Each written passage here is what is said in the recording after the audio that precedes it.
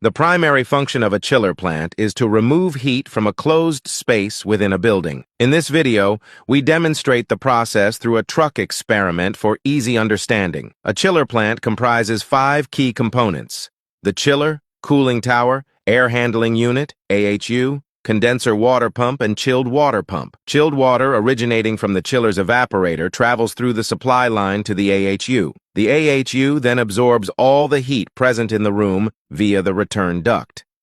This heat is transferred to the chilled water coming from the evaporator. Subsequently, the AHU extracts cooling from the chilled water and disperses it back into the room through the supply duct, continuously regulating this cycle. The heat gathered by the AHU is conveyed back to the evaporator via the chilled water return line. Inside the evaporator, the refrigerant absorbs the heat from the chilled water and imparts its cooling effect.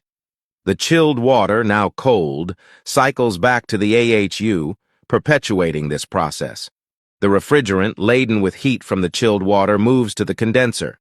Here, it relinquishes all its heat to the condenser water, absorbs the resultant cold, and returns to the evaporator through the expansion valve. The expansion valve enhances the refrigerant's cooling capacity.